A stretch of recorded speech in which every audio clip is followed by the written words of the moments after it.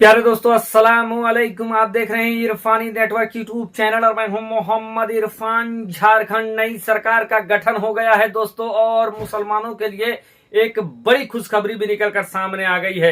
ये खुशखबरी चंद्रबाबू नायडू, नीतीश कुमार, असदुद्दीन ओवैसी और उनकी पार्टी से जुड़ी है। ऐसी खुशखबरी दोस्तों जिसको सुनकर यकीनन आपको विश्वास नहीं होगा, लेकिन ये बिल्कुल हकीकत है, सच्चाई है।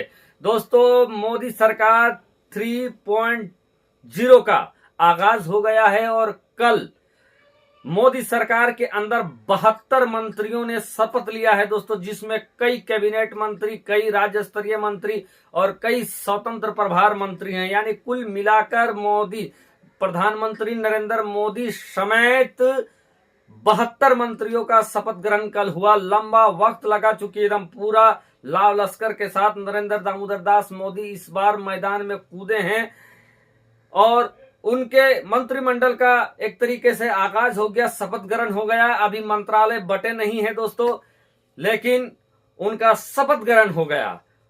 गौरतलब बात है ये है कि इस मंत्रिमंडल में टीडीपी कोटे से मंत्री बने हैं, नीतीश कुमार जदयू उनके कोटे से मंत्री बने हैं, कुमारस्वामी खुद मंत्री बने हैं, बिहार के जीतन राम मांझी जिनके महज एक सीट थे वो भी मंत्री बने हैं, चिराग पासवान रामविलास पासवान के सुपुत्र, और जिन्होंने कमाल करके दिखाया है, 5 सीटों में वो चुनाव लड़े थे और 5 सीटों में उन्होंने जीता, और जिसका उनको ये तोहफा मिला कि उनको कैबिनेट स्तर का मंत्री बनाया गया है। बाकी लोगों की बात को छोड़ देते हैं, चंद्रबाबू नायडू और नीतीश कुमार की बात करते हैं। दोस्तों, जहां चुनाव के दौरान आरक्षण का बाद मुस्लिम आरक्षण का मामला बहुत चला और मुस्लिम आरक्षण के नाम पर ध्रुवीकरण करने का भी काम किया गया। लोगों को बताया गया कि मुसलमानों को ये दे दिया जाएगा, वो दे दिया जाएगा, बहर कैफ लोगों को कहा गया, ये भी कहा गया कि हमारे जीते जी हम किसी और का आरक्षण मुसलमानों को नहीं देने देंगे। बहर कैफ मुसलमान जहां भी हैं और जैसे भी जिंदा हैं वो अपने दम पर जिंदा हैं, और अल्लाह के रसूल के सिवा मुसलमानों का अगर ये कहे कि हम मुसलमानों का खैर खां है तो मैं इस बात को नहीं मानता हूं। अगर मुसलमानों का कोई शुभचिंतक है, अगर मुसलमानों के लिए अगर कोई सोचने वाला है तो अल्लाह के रसूल के सिवा कोई नहीं है। और मुसलमान अपने दम पर यहाँ पर मौजूद है, जहां पर भी है अपने दम पर है, किसी के रहमो करम पर नहीं है मुसलमान।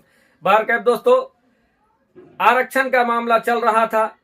आरक्षण से कोई लोग समर्थन में थे तो कुछ लोग इसके विरोध में बड़े बड़े बयान दे रहे थे। लेकिन दोस्तों, अब एनडीए की सरकार जो बन गई है, जो प्रधानमंत्री नरेंद्र दामोदर दास मोदी की जो तीसरी सरकार बन गई है, लगातार तीसरे बार प्रधानमंत्री पद का शपथ ग्रहण लेकर पंडित जवाहरलाल नेहरू के वो रिकॉर्ड की बराबरी कर चुके हैं। अब इसी सरकार में चंद्रबाबू नायडू टीडीपी भी एक अहम घटक है, जिसके 16 उम्मीदवार जीते हैं। यानी चंद्रबाबू नायडू के पास 16 मेंबर ऑफ पार्लियामेंट है, सांसद है।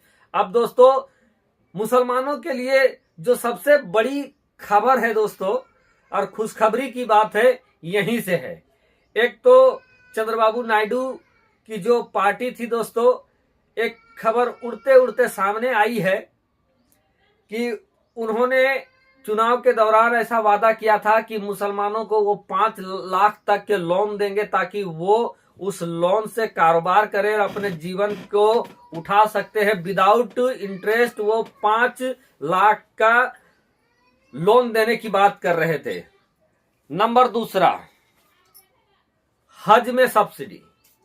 जी हां दोस्तों, आपको विश्वास हो या ना हो, लेकिन चंद्रबाबू नायडू जो कि एनडीए सरकार में घुस चुके हैं, उनके करीबी कैबिनेट मंत्री का शपथ ले चुके हैं, उसी चंद्रबाबू नायडू ने दोस्तों, आपने देखा टोपी लगाते हुए, उनका फोटो भी थंबनेल में होगा, नीतीश कुमार का भी है। नीतीश कुमार तो कई बार जो इफ्तार पार्टी होता है वहां शामिल होते रहे हैं, और चंद्रबाबू नायडू को आपने नमाज पढ़ते हुए भी देखा होगा। जी हाँ, बकरीद ईद उल जुहा की नमाज वो पहले सफ में घुस के नमाज पढ़ते हुए भी वीडियो उनका है, एक्स पर वीडियो है, आप टच करके या सोशल साइटों पर है, आप देख सकते हैं उस वीडियो को।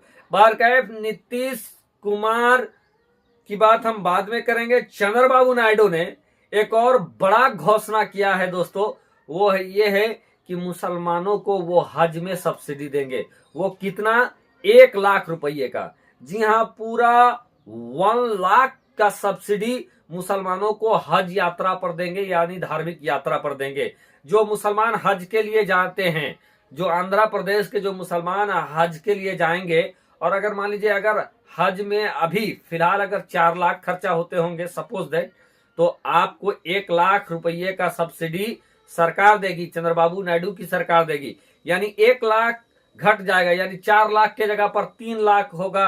अगर 3 लाख लगता होगा तो वहां पर आपको 2 लाख लगेगा। अगर 3.5 लाख लगता होगा तो 2.5 लाख में अब आप हज कर पाएंगे। तो दोस्तों ये भी बहुत बड़ा पैकेज है। 1 लाख रुपया बहुत बड़ा होता है दोस्तों। कुछ लोग ऐसे भी हैं आजमीने हज, जो हज का इरादा रखते हैं, वो कुछ ऐसे भी हैं जो 1-1 रुपया जोड़कर हज के लिए पैसा जमा करते हैं। अब समझिए अगर कोई इंसान आंध्र प्रदेश में 1-1 रुपया, 10 रुपया, 20 रुपया, 50 रुपया करके अगर हज की तमन्ना रखा हो और वो हज जाने के लिए पैसा जमा किया हो, और अगर उसको अगर 1 लाख रुपये की सब्सिडी मिल जाता है, तो ये उसके लिए कितनी बड़ी सब्सिडी की होगी, कितनी बड़ी राहत की बात होगी दोस्तों। वो उसका हज जाने का तमन्ना भी पूरा हो जाएगा और उसी पैसे में से 1 लाख रुपये का बचत होगा, जिससे वो कोई दूसरा कारोबार भी कर सकता है। तो बहुत सकारात्मक और बहुत अच्छा मुसलमानों के हक में ये घोषणा चंद्रबाबू नायडू की जो पार्टी है उन्होंने किया है। उसके बाद दोस्तों जो मुस्लिम आरक्षण का जो सगुफा छोड़ा गया है, मुस्लिम आरक्षण का जो बात कहा जा रहा है, 4% मुस्लिम आरक्षण जो कही जा रही है, तो इस पर भी चुनाव के बाद टीडीपी के उच्चतम नेताओं ने यह बयान दिया है कि हम मुस्लिम आरक्षण के विरोध में नहीं है बल्कि समर्थन में हैं। और यही मामला आपका जदयू का भी है, नीतीश कुमार की पार्टी का भी है। वो भी मुस्लिम आरक्षण के सपोर्ट पर हैं, जातिगत जनगणना के सपोर्ट पर हैं। वहीं दोस्तों असदुद्दीन ओवैसी तो शुरू से ही सपोर्ट पर हैं। यानी दोस्तों इस सरकार में कुछ ऐसा होने जा रहा है जो एनडीए मुख्य भारतीय जनता पार्टी को चाहे गवारा हो या ना हो, लेकिन उसके जो सहयोगी है उनको गवारा है और उनके सहयोगियों का ये ऐलान है। और ऐलान के बाद वो सरकार में आए हैं, कब्जा सरकार के अंदर आए हैं। दोस्तों आपको बता दें कि टीडीपी का वहां पर सरकार बनने जा रहा है। आने वाले दिनों में चंद्रबाबू नायडू को आप चीफ मिनिस्टर ऑफ आंध्रा के रूप में भी देख सकते हैं। तो वहां भी सरकार बनने जा रही है, एनडीए में भी गठबंधन की सरकार है और उनका कहना है कि हम मुसलमानों को आरक्षण देंगे। तो मुसलमानों के लिए दोस्तों बड़ी खबर है, बड़ी तोहफा है। उम्मीद करेंगे कि आने वाले वक्त में जो नई सरकार का गठन हुआ है और जितने मंत्री बने हैं, देश के प्रधानमंत्री नरेंद्र दामोदर दास मोदी को बहुत बहुत शुभकामनाएं। उनके मंत्रिमंडल में शामिल सभी सहयोगियों को बहुत बहुत शुभकामनाएं। शुक्रिया, आदाब।